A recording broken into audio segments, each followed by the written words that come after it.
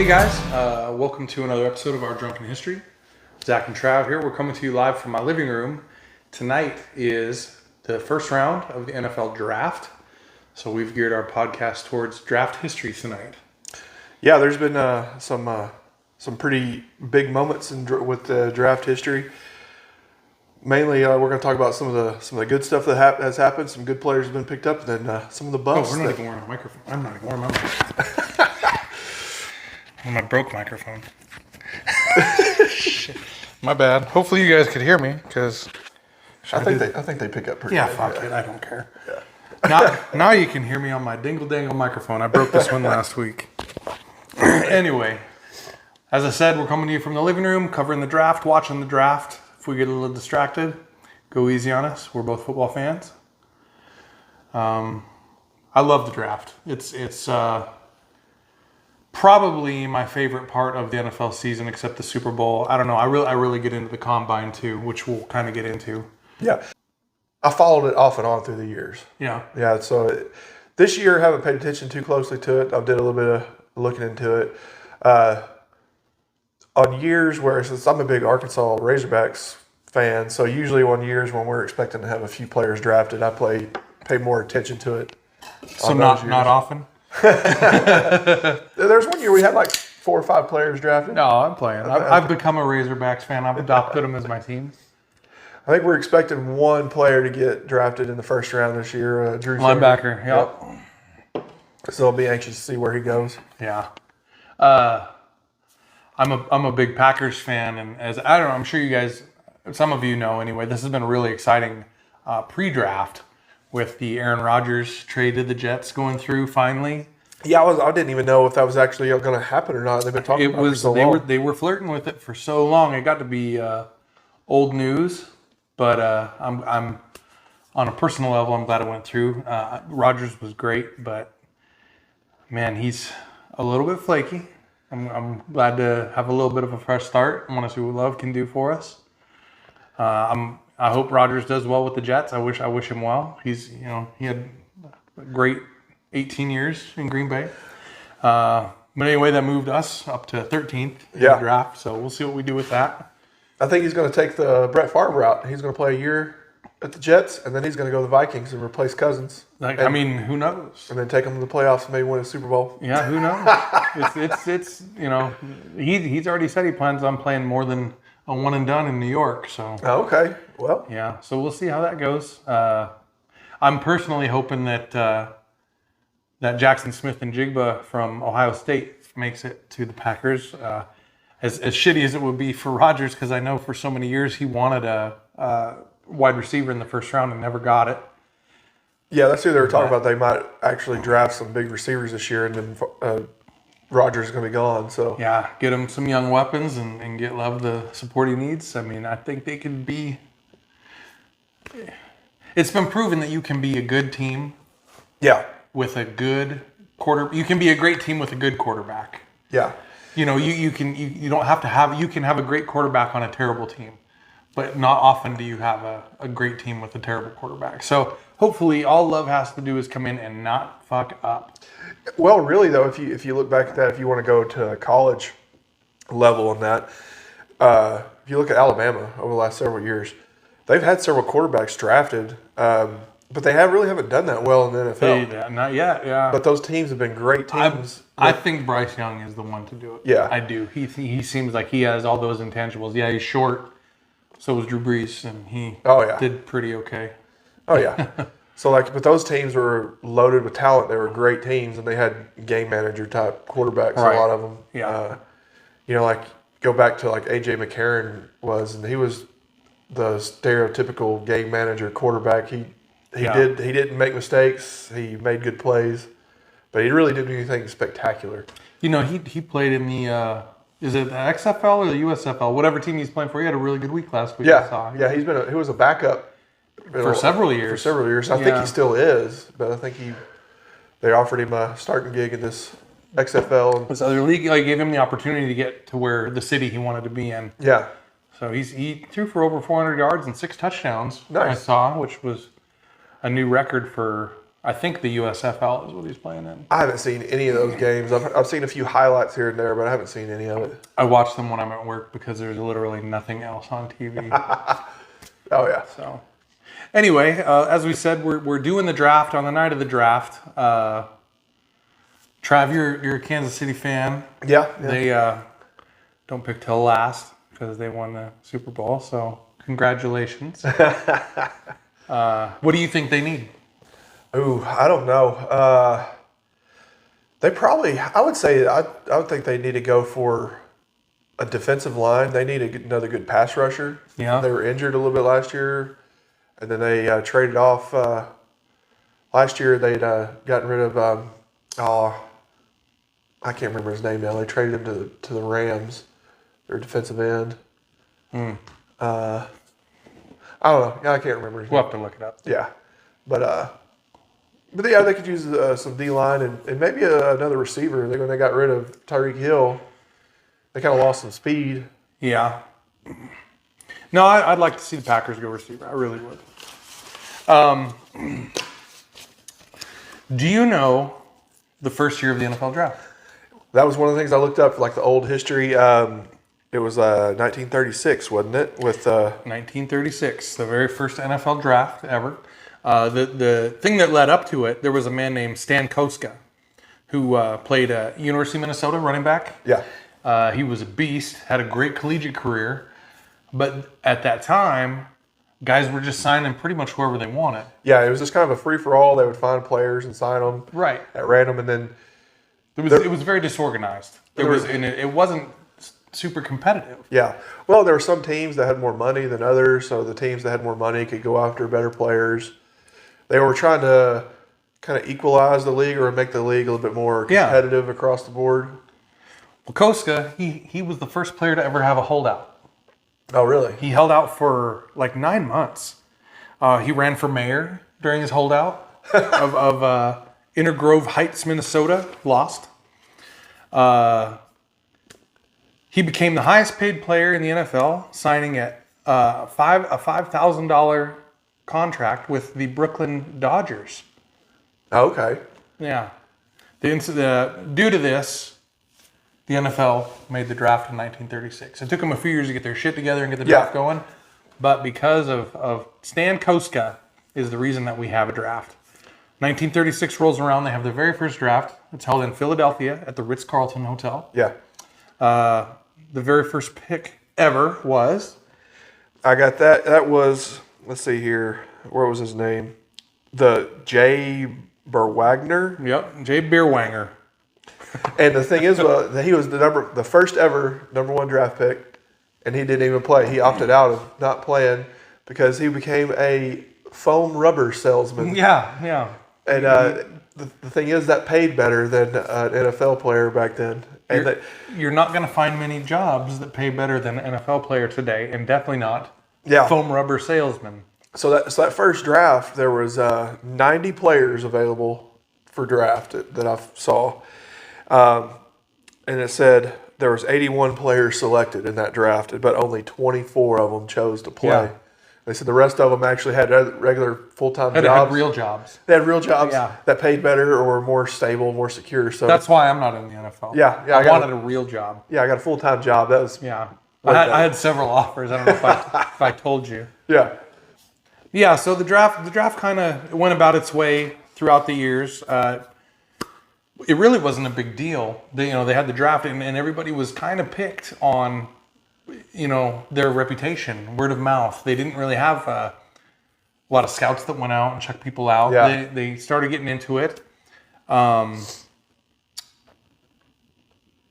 TV rights started coming along. More money came along. Teams developed their scouting classes, and then they started holding combines. Well, so before the combines, even though there's what they did is because the media coverage wasn't there, and because technology wasn't there like it is nowadays, is back in the 40s and 50s, they would some of the teams actually kind of joined together in like little groups of teams. Yeah. And they would kind of scout players for each other. So you'd have one team would go to this region, another team would go to this region. Yeah. But they would look for players kind of for their little group. Yeah. And eventually there was like 3 main groups of teams that had formed these little coalitions to scout players. And then, like you're saying with the TV rights, when they finally came along, and CBS, I think it was, that had signed some of the first, or and ABC had signed some of the first original. ABC did. They decided to, like you're talking about, that's how the word combine became to exist, because the 3 little scouting coalitions combined into one group to have like a big scouting day where they would evaluate athletes. Yeah, and the one of them, what are they called? The I had the name of them. NFA? Yeah. National Football Association? Yeah. That was one of the scouting combine? Yeah. It was in Indianapolis. And that is why they were based in Indianapolis, and that's why today's combine is held in Indianapolis every year. Yeah, they were the largest of the 3 groups. They kind of seemed to be the most organized, so the other 2 kind of joined in with them and let them kind of run the show then after that. Yeah, so now it's held at Lucas Oil Stadium, home of the Indianapolis Colts. Yeah. Has been for several years. That is an awesome stadium. I've never been inside it, but I've seen it from the highway. I like that stadium too. I just like how it looks. It looks like a big giant warehouse almost. It doesn't look like an actual real... It's gritty. Yeah, which I like. Exactly. Yeah. I like it, yeah. It looks industrial. Mm-hmm. Yeah, it's unique. I like that. But I mean, I guess I think SoFi is also beautiful. Yeah, that was more artistic, more modern. It's amazing, yeah. I like Lambeau though. I mean, yeah, the old school, sitting on concrete, being cold. Yeah. So the draft, obviously, this year is held in Kansas City, home of the Kansas City Chiefs. The last time that the draft was held in the city where the Super Bowl winner came from was the Giants. Really? In Okay. 2012, yeah. Okay, yeah. When Eli beat the Tom Brady Patriots. Oh, yeah, that was the perfect season that got ended by Eli. Yeah. Bet the 72 Dolphins were sweating that whole game. I'm sure they were, but I bet that champagne they had tasted so good. Oh yeah. Yeah. But yeah, so not often is it held in the city where the Super Bowl was held. So it's pretty cool that it's happening here this year. Players have to be out of high school for 3 years to be drafted. Oh, I was wondering that because I didn't actually know that for sure. I knew like basketball players had to be out for a year for the NBA, but I didn't know. Yeah, that's why. Do you remember Maurice Clarett? I've heard that name. He was a running back for the Buckeyes. He was a phenomenal college running back. One season, then he opted out of college and got an agent, but he was still ineligible for the draft because he wasn't 3 years removed. Oh, okay, yeah. So he fucked himself. I mean, really. Yeah, really, because and it makes sense though because the NFL is such a physically demanding sport. You know, you want that maturity level. You want people to be able to grow. Yeah. And reach that muscle mass and the. It's pretty cool. So the I don't know if it's the chancellor or the dean or whatever of Notre Dame University actually came out a few weeks ago and said that he thinks that the NFL needs to start a minor league. Yeah. And the goal of it was to give the kids who want to go to college an opportunity to go to college. And then the kids who don't want to go to college can be drafted essentially and play in the developmental league. Yeah. Which I don't think is a bad idea. No, and I was hoping that maybe that's what the goal is too, because you got the XFL now and the USFL. Maybe one of those can get kind of picked up by the NFL as like a D league for that. Yeah, and can kind of be their take one of their farm teams and some large but not major metropolis type cities. Yeah, or even pick up both of them, have like AA and AAA almost like now, because and I think that would help. Scouting, that would help I do too. Player pool, because players are always getting injured, so you'd have a pool of players that you could pull from. Instead of just having to sign guys off your practice squad, you'd actually have minor leagues to pull up from. Yeah, purchase their contract. I think that would be cool. It would spread more teams into cities that don't have them, because even some of the USFL and XFL teams are in cities where there's NFL teams. Yeah. Like Seattle, Yeah, and the thing is, though, too, I don't know what kind of the legalities of it is, but you've got a lot of these cities or big towns that have college stadiums that go unused On Sundays. 8 months out of the year, though. Even Yeah. if you had them in the spring or something, Yeah. that you could be using those stadiums either, like you said, either on Sundays or at a different time of the year when they're not getting Yeah. used. Or even Well, just, and I think it would be a big enough draw, to at least in some stadiums where they would build their own. Yeah. Or in some cities where they would build their own stadiums. Like you look at like minor league baseball. yeah, You know, they have their own stadium. They don't play at collegiate stadiums. They don't play at, high school fields. They play at, yeah, often city-funded stadiums, but a lot of times it's privately funded, Yeah. by private companies. I think it would be a winning endeavor for these franchises to have a pool of developmental players. maybe it'll get some traction because I mean every other the NBA has it, the baseball has it, hockey has it. Yeah, So- and football is the most popular sport in America. or even So- and even soccer. They Yeah, have that's true. football has Yeah. minor league teams and all that stuff too. So Yeah, I think it only makes sense that they could do something like that. I agree. As I'm sure all of you probably know, that the draft order is determined by the final season rankings. Yeah. Worst first, Super Bowl winner last. There are often trades that happen, i.e. the Rodgers trade, Yeah. or just now the Texans traded the Cardinals and got the second and third pick. The one that sticks out to me the most, the biggest trade in NFL draft history, was the Saints when Ditka was coach. Oh, okay, yeah. Traded their whole fucking draft to pick up Ricky Williams from the Longhorns. Yeah, and Ricky Williams was a great player too, but he ended up almost being one of those players that's kind of talked about as almost a bust player almost.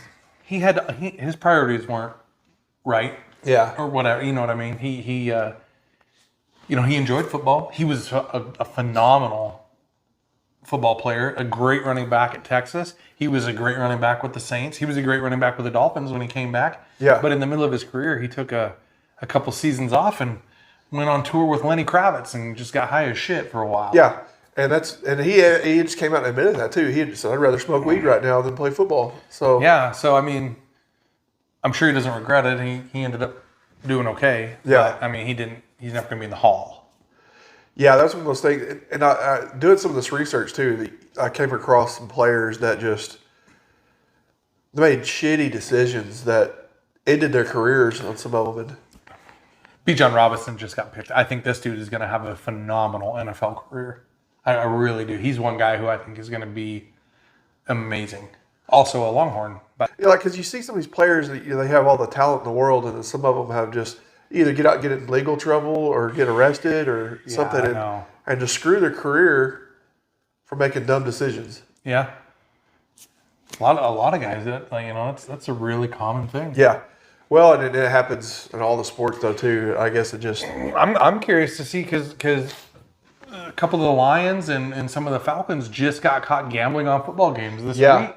So I don't know how that's going to impact their draft picks now. well. The thing is though too, it's like with gambling, you automatically think back to like Pete Rose, and now he's got banned for life from yeah, I'm baseball. banned from the Hall. So I mean, what is the NFL going to do with these players that were gambling? And they said they were gambling. They're on the company or the team facilities Yeah. and stuff too. Yeah, well, with the availability of just to gamble from your cell phone now, it's hard to really keep tabs of these guys that are doing it. But I mean, why would you fucking risk it? It makes Exactly. no sense, man. Yeah. You're making Yeah, a shitload of money to. it's one of those things where they think they're not going to get caught or who's going to know about it. Kind Yeah, of thing, probably. I get it. I just don't get it. If that makes sense. Yeah, Yeah. Anyway, like we were saying, there's my favorite part of the draft is I love the mock drafts. I love seeing how people's opinion changes, how well, the trades impact the different, like the Mel Kiper board. Whether you like Mel Kiper or not, I'm not a huge fan of the guy personally, but I do like watching his picks change. He's kind of the go-to. but they change like daily almost. No, I know. And I don't know if love I've reading ever it. seen one actually. They might get the number one pick correct every once in a while, but it's like Yeah. it seems like they're never. I don't think I've ever seen one that's been, from top to bottom correct. Yeah. Because there's always like last minute trades that go on that nobody saw coming, or a player get picked. You're like, why did they pick them? They needed this. Like they'll pick a player sometimes that nobody saw coming. Almost it seems like. What's your favorite part of the? Do you watch the combine? I have, but usually no. What's your favorite part of it? Most people gravitate towards the 40 times. Yeah, the 40 times. I was an offensive lineman, so some of the lineman events, like the bench press stuff, was like some of the stuff I always kind of gravitated to. I remember watching Takeo Spikes when he was benching, and that dude did like 37 reps. Yeah. Yeah, but that guy's neck was like a fucking road cone. Or just it was just a triangle or just no neck attached to the shoulder. That dude was a monster from the word go, man. 40 times I really like. I like watching the quarterbacks throw those deep routes, the post routes. Oh yeah, yeah. That's one thing too that it's kind of not related, but like the old school Pro Bowl competitions they used to have the real Pro Bowls. Yeah, where the quarterbacks would have like the chalk on the footballs, they'd have to hit the targets. Yeah, and the bench press stuff and just different competitions they would have that week leading up to the Pro Bowl. Back when it was fun, man. Yeah. The Pro Bowl hasn't been fun to watch for several years. No. I think it was like this year it was a flag football game. Yeah. Yeah, like the early 2000s was probably the last time it was any good. Yeah. Back when it was still in Hawaii. Yeah. Yeah. And it was after the Super Bowl. So that way, like, Super Bowl players could be in it, though, too. So yeah. All right. So let's cover some draft busts. Draft bust. Okay. Who, in your opinion, is the biggest draft bust of all time? The biggest draft bust of all time. There's been some that have been up there. There's been some legendary busts. Yeah. I think it's probably your number one too, maybe, because he actually changed the way contracts were written. Ryan Leaf. For different reasons. Mine is also Ryan Leaf. Okay. I fucking hate him because he's from Montana, and so am I. And he didn't represent. It's like a personal vendetta against this motherfucker. But anyway, yeah. Ryan Leaf, he was a dick. He went number 2 overall behind Peyton Manning. Yeah. The thing is too, during that draft, they were comparing Peyton Manning and Ryan Leaf together. They were saying they would both be these generational quarterbacks, and they would both be in the Hall of Fame. Well, and Ryan Leaf had a phenomenal college career. Yeah. You know, Washington State, they played Tennessee in the national championship. I watched it in my grandparents' bedroom on their little 13-inch TV. I'll never forget that. Yeah. But yeah, when he got picked and ended up just being a little bitch. Well, he ended up like fighting with people within the locker room. Yeah, he was divisive in the locker room. He was terrible on the field. He threw like 14 touchdowns and like 37 interceptions in his career. Yeah, his touchdown to interception ratio for his career was 14 and 36. 36. A good guess. So he threw more than twice as many picks as he did touchdowns. Yeah. I don't know, just a terrible number 2 overall pick. Then factor in the legal trouble that he's had with break-ins to people's houses, drugs. Yeah. Assault. He got arrested on a domestic violence charge a couple years ago. He did some prison time in Montana up at Deer Lodge. I know he got also convicted in Texas, but I think they ran his sentence concurrently concurrently and allowed him to spend the time in the prison at Montana. But he was on a pre-draft program today, and I thought, how the fuck can you have this guy? Yeah, exactly. Doing your analysis of the draft. This guy sucked, and he's a piece of shit human being. Yeah, exactly. Yeah. Well, the thing is, though, he was such a piece of shit, and he screwed over the organization so bad that when the next round of collective bargaining came around with the players, it was known as the Ryan Leaf clause in the contract negotiations, and now that's where you see the rookie contracts where there can't be over a certain amount. Yeah. And they can't be renegotiated within their first 4 years. First 5, isn't it? Well, they could do that 5th-year option. Is that what it is? Yeah. Okay. And it's because Ryan Leaf hits on the contract like $50 million, and $26 million of it was guaranteed, and which is just crazy. Turned out to be a turd. Yeah. Yeah. I think that a close second is Jamarcus Russell. Yeah, yeah, You know, big dude, huge dude, could throw the ball a fucking mile. You know, had a pretty decent career at LSU. Again, just a incredibly disappointing NFL career, number one overall pick. yeah. There was, and then they talked about his work ethic was pretty Yeah, lacking. he He was didn't do any garbage, game yeah. study or anything like that. Just he did put the work in. Yeah. That was required of an NFL quarterback. I think that some of that though too. Some of these NFL quarterbacks too, that they have to put so much time and effort into studying game film Yeah, and learning the learning. playbook. Like Yeah. some of these teams have really, really advanced, intricate playbooks. Well, not even that, All of them do, but I mean some more than others, obviously. but some of them even they learn basically the playbooks of the other teams that they're playing though Yeah. too. There was one funny story. It was about what was his name? I just had it. He played for the Chargers for such a long time. Rivers? Philip Rivers, yeah. And he's kind of had like the persona that he was kind of the country boy that Yeah, wasn't. the bumpkin. Yeah. But the dude was smart though. But He was, It yeah. was. I watched him in college. He played at NC State when I was stationed in North Carolina. There was a story. I think it was Ray Lewis was talking about Philip Rivers one time, and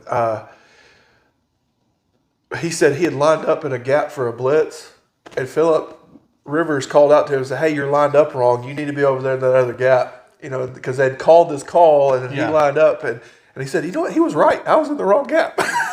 You know, it's Rivers. Have you ever heard him trash talk? Oh, and it's like a He that does- gummit. Yeah, he doesn't. He does not swear at all. Yeah. He will not cuss. But his trash talk is hilarious. Oh yeah, we're gonna have to put a clip in there on the Yeah, video of him trash talking. he's a good dude. I liked him, man. He's got like Yeah. 15 kids. Yeah.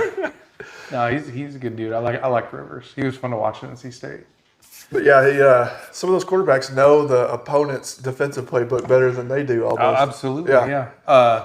And a lot of people will disagree, but I'm going to throw out Andrew Luck. Yeah, Not because of the guy's ability, but just because he retired so young. He retired so early, pretty much without warning. And I mean, I feel like he kind of got screwed over though. He had such a bad offensive line that he did, and he got hurt. I know he had some concussions, and I feel bad for the guy. You know, I think that had he played longer, he could have had a phenomenal career. The guy was super smart, really good quarterback. And I don't, I'm not saying he's a bust because I have anything against the guy. I think he was. Yeah, You know. he could have been a lot better. I think if he had a lot better support around him. I think. Well, and I mean, I also agree with retiring young. Yeah. To save yourself, beyond football, you have the rest of your life to live. Yeah, You exactly. see a lot of guys that are experiencing the CTE thing. You got obviously everybody knows the Aaron Hernandez story. Yeah, exactly. You got Junior Seau. You got Sean Merriman. You got guys who went through some shit. Yeah, they have these long lasting. So guys who were, Tiki Barber retired young.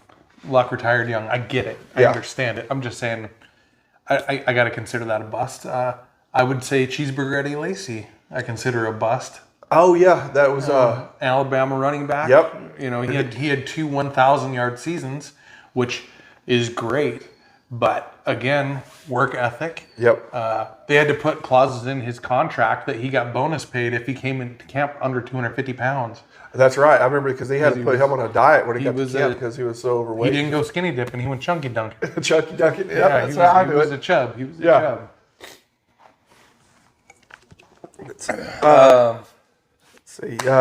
We was talking about more bust. Manziel was another one. Oh yeah, classic bust. And there was talks of him being, when he got drafted by the Browns, they were talking about he would be bigger than LeBron in Cleveland. Yeah. And you kind of see how, but Manziel came back out a few years after all this had came out on a podcast and was talking about how he screwed himself. He admitted that he was at fault with how he handled things. And, Finally he did. and he said his mentality. He said I did those guys wrong in that team because the work that I put into college ball, I did not do that in the NFL. He said I didn't take it serious. It seems as though the Browns are bust. They prone.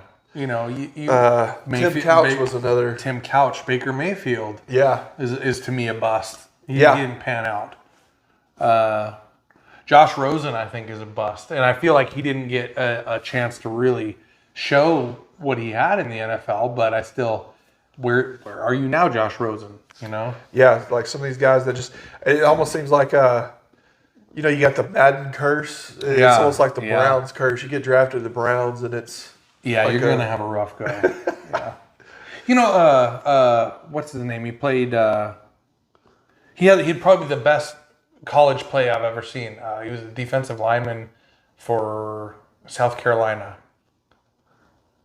Ooh, I don't He's know. always, I can see his face. yeah. Jadeveon Clowney. Yeah. Yeah, Jadeveon Clowney. I would also consider him a bust, just because he's been so injury prone through his NFL career. Yeah. You've never seen what the guy could accomplish because he's such a beast on the field, but he's just never on the field. Yeah, exactly. It seemed like he's every other. always hurt. Yeah, there was some players that seemed like they never could just break free of the injuries. Like they'd get healed up, play a game, or and then get hurt again, and just they never could break out of that shell. Yeah. But that play for South Carolina, that fumble recovery was world class. Best play I've ever seen, I think, in my life. We'll have to put a video of that up on there too, maybe. Yeah. Shit was out of control. So we've been talking about like player bust. And one thing I was looking at bust and stuff, there was a few coaching busts, which is not draft related, but there's been a few NFL coaching. Nick Saban is the one that comes to mind for me the Dolphins? the most. Yeah, he was terrible. And then, Anybody last 4 games and quit? Well, and then there was the most recent one is the whole Urban Meyer fiasco with Jacksonville. Yeah, that's true. And he went 2-11 before he got fired, and had the bar incident where he was groping that girl. Yeah. Yeah. But then another one. So it's another guy that's kind of famous and infamous here in Arkansas is Bobby Petrino. Yeah, and his motorcycle wreck. Well, his motorcycle wreck, but you know he coached the Falcons for. Yeah. And it's funny. So it was, what was it, the date? So on December 10th. So we're the Atlanta Falcons on December 10th. I can't remember what year. It's 2007, I think it was. Michael Vick gets convicted of the dogfighting thing. Gets sentenced to prison. December 11th, Bobby Petrino quits and goes to Arkansas to be Arkansas's coach. Vic's out, I'm out. Yep, Vic's out, I'm out. And he had told the team though that no, he was staying, but no, when Vic got That happens sentenced, all the time, man. He was All going. these guys do that shit. Yeah. Josh McDaniel has been a coaching bust. Bill Belichick was a coaching bust in his first run, though. Yeah, He coached the Browns. He coached the Browns. The Browns back up again. Cleveland, Jesus. Yeah, he coached the Browns and did a really bad job. So did McDaniel, actually. He coached the Browns and did a bad job. Well, they talked about Ditka being a bust when he coached the Saints. Yeah, he made some stupid decisions. They said, when he coached the Bears for a long time too, right? Yeah. And then he did well there. 85 Bears are, one of the top 4 or 5 best teams ever. Yeah. That's all the notes I have wrote down. I'm winging it from here on out. All right, I did want to talk about some draft steals. Some draft steals, okay. Yeah, some big name guys that you got for, a gamble basically late in the draft picks. Everybody knows Tom Brady. Oh, that's one of the reasons why I always liked Tom Brady, because he always had played with that chip on his shoulder. Like I feel like he still held a grudge for getting picked. Like it was like 236 or something like that. He got picked. Well, I mean, but Brady was not a superstar collegiate quarterback either. No. And he's a Michigan guy. I'm not a Michigan. I'm an Ohio State fan personally. So I don't really care for Michigan, but Brady was not a world class collegiate quarterback like Rodgers was. And Rodgers played at Cal, which isn't it's not a Alabama, it's not an Ohio State, it's not a Georgia, it's not a huge ticket team. But Rodgers' draft, he fell really far. Everybody thought he was going to San Francisco, and he ended up in Green Bay. Yeah. But Brady is the biggest late round pick in NFL history, I would say. I think so. Yeah. I mean, I think anybody would agree to that. Some other guys though who were late round big time pickups. Bart Starr. This is when the draft was like a lot of rounds. Oh, yeah. Bart Starr got picked in the fucking 17th round.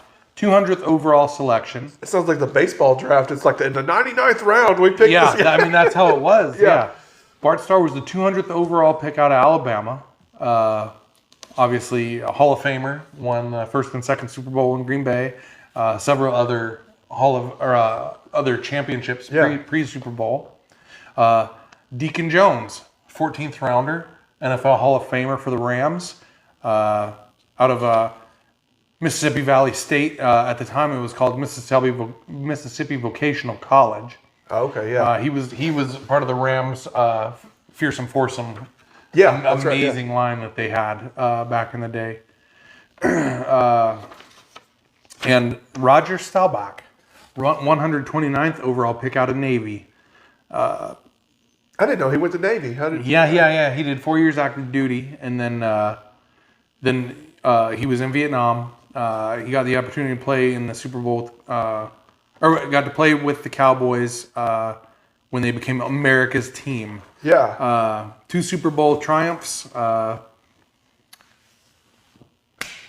awesome. Yeah. A legendary quarterback and a Hall of Famer. So you can get some big influential players late in the draft. It's not super often. Yeah. But it does happen. There was there's a few players too. I'm trying to remember his name now. There's a few players that ended up making it pretty big, at least for part of the career, that weren't drafted at all. Oh, and Johnny U. Johnny U also was another one. I forgot. 9th round pick, 1955 by the Pittsburgh Steelers. 102nd overall pick out of Louisville. 102nd. Yeah. And Joe Montana was a 3rd rounder. Okay. Yeah, out of Notre Dame. Yeah, it seemed like some of these quarterbacks, though, too, especially that when they went lower down in the draft, they ended up being more successful. Because I think some of them, if they get picked like real high, like first, second round or whatever, they might be expected to start pretty quickly after they're drafted. They kind of get thrown right in the fire. Some of these quarterbacks that get drafted lower in later rounds, they get some time to marinate. Yeah, well, they're more likely to get picked up by a team that already has a starting quarterback. Yeah, they get to learn, grow a little bit, and develop a little bit. Yeah. Which do you think was the best draft class ever? Best draft class ever. Actually, it was a class that had one bust in it. I can't remember the dude's name. He was the offensive lineman. For the Packers?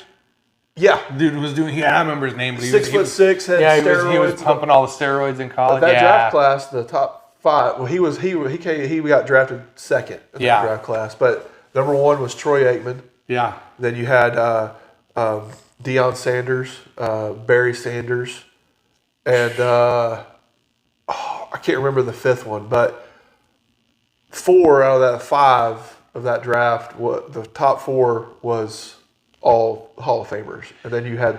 I still think of the 83 draft as the best ever. I mean, you had... I think that was the 87 or 88 draft. That sounds about right. Yeah. But 83, you had Elway, Marino, and Jim Kelly. Oh, yeah, that's right. That's 3... Yeah. 3 big times right there. You figure you got obviously Marino is, in my opinion, the greatest quarterback to never win a Super Bowl. That's crazy how the career that he had and like the records he set. He was like the big passing quarterback before. He's the best passing quarterback I've ever seen in my life. He just, he made it to the Super Bowl that first year of his career in '84 and never went back. Yeah. But he threw the way that today's quarterbacks throw. Yeah. But he didn't have any of the rules protecting him. Exactly. The guy was phenomenal. He was better than everybody. Elway had a pretty spectacular career. Jim Kelly, of course, made it to 4 Super Bowls and never won one. Consecutively. Oh yeah. Even better. So there's classes that are incredible. There's a class that was really good was the Tim Couch class because it had McNabb and Akili Smith and, and a lot of the really good college quarterbacks that never panned out. Yeah. Couch and Akili Smith both were bust. They considered. They were, yeah. Akili Smith, man, he was great in college and he was just terrible in the NFL. I think he went 1 overall too. he was in the top 5. I was want to say he came in third That could be, man. I would have to look it back up. because Couch was number 1, I think. Was he? Yeah. Yeah, I would have to look it back up. But I just remember because I really liked Akili Smith when he was in college. I really did. So. And that was another thing. The Bengals, they had some. Other than now, you got Joe Burrow playing for them. Which I don't know. I can't remember what he came in. What draft he came in at 3 years ago. Well, I don't remember what number he was. He was 1. Oh, was it? Yeah, he was first overall. Yeah. Because they had a few quarterbacks they had drafted that busted though too. They were kind of the same as the Browns level. Yeah. Because there for a long time they were bad. Them and the Browns are always. Ohio's a good college state, not a good pro state. Yeah, they were in competition for several years of the worst team. Yeah. It was the Browns, the Bengals, and the Lions. I don't know, man. I think the Bengals are going to be good for a long time. I think so. Yeah, they got the best receiving core in the NFL, and they have arguably, well, definitely a top 5 young quarterback. Yeah, going back to like the late '90s, early 2000s, how they were playing, and compare that to now, that's night and day difference. Yeah. No, with their Jamar Chase and T. Higgins, man, they're set for so long. I was so mad last 2, 3, whatever year when T. Higgins was not picked up. It was the Jordan Love year, is what it was. Oh, okay, yeah. The Packers had a shot to grab T. Higgins, and they grabbed Love, who I hope does great. Packers are up right now. But, I thought that T. Higgins would have made all the difference in Green Bay, and I thought that they would have won another 1 or 2 Super Bowls had they picked up T. Higgins. He could have made an immediate impact with Devontae Adams there. Was not meant to be. And now T. Higgins has a ring anyway. Yeah, there you go. So, do you have anything else to add? I'm all out. I'm all out too, I think. Yeah. Well, guys, we hope you enjoyed a little dabble into the history of the NFL draft. We didn't get super deep into it, but we're also distracted by watching the draft. We hope you are as well. Yeah, hopefully your team gets the players it needs. Oh, I hope they don't. I hope the Packers aren't. Yeah. Oh, that's funny. We thank you for watching us. As always, check out our other websites. Check out our YouTube. Check out our Patreon. Yeah, we posted our first Patreon video this week, and we'll try to keep adding to that every week. Try to put some exclusive content out there on that, so for you guys to check it out. Our base level subscription's only $1 a month, so get on there and help us out. And it helps us buy beer for the podcast and keep putting out content. We need a new microphone. Yeah. I broke mine. We're not cool enough yet to get sponsors, so we're sponsoring this ourselves, and maybe from some generous listeners like you guys. So we appreciate it. We appreciate you stopping by the living room, and tune in next time, guys. Yeah, we appreciate it.